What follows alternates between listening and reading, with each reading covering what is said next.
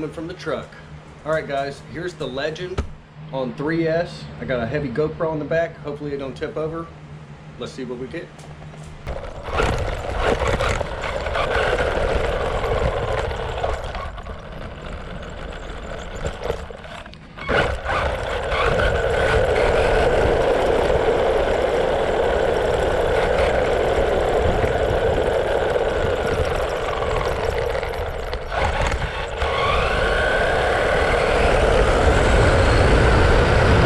Alright guys, so here is the truck, the Legendary. You can pick them up on Amazon. I think they're running about 80 bucks now. I've got a Caddx Ant installed in mine. We'll talk about more of the FPV here in a minute. GoPro on the back makes it a little back heavy, but as you saw, this thing still rips. So yeah, let's go ahead and take the top off here. This is right after that drive. Also, you can get these bigger body pins for just a couple bucks on Amazon. Totally worth it. They're so much easier to get out. So go ahead and pop the top off. Kind of show you what I got going on here. A couple little hobby sticks. VTX on the back. Loose mounted. You don't ever really want to hard mount this stuff because it's going to crash, it's going to move. So that's a little bit of what I got going on the inside.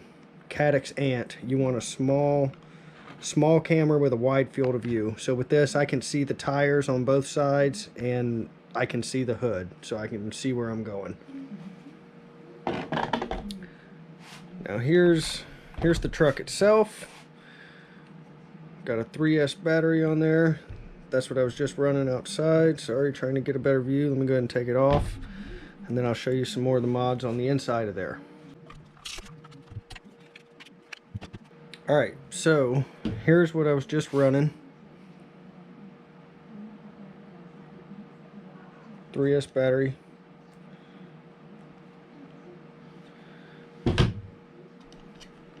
Have this little connector so I can still run the original batteries if I wanted to.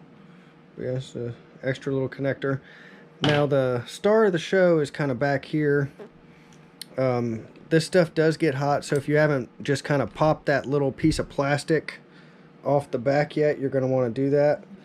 But I just made a Velcro mount up front so you can stick kind of your bigger batteries on there, get some good Velcro that rides up front.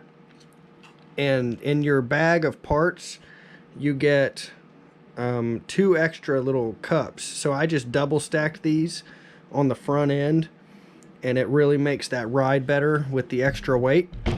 And then also I added this little 5-volt fan back here on the back, and it does a really good job helping cool that ESC down. And this is still the original ESC and receiver. This is the original stuff, but I just kind of spliced into this little connection for the lights, and I spliced in right here at the back and just kind of cut that heat shrink right there, and you'll have a positive and a negative connection.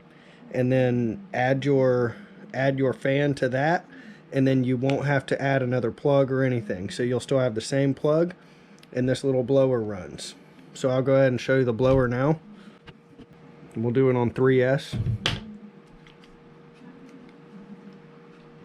Put my little connector back on there. And I just drilled a hole through my top plate.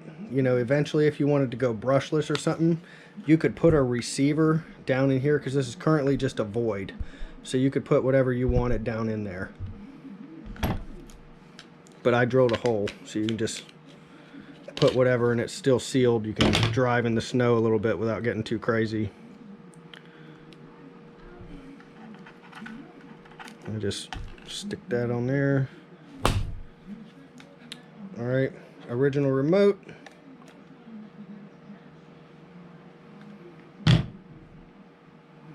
I'll go ahead and turn this on.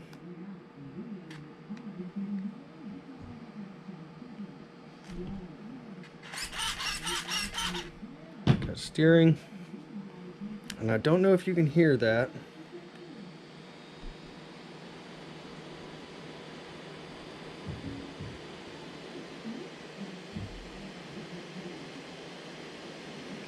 But that little blower does a really good job cooling down that ESC for when you're ripping and hauling. And on 3'S, this thing rips.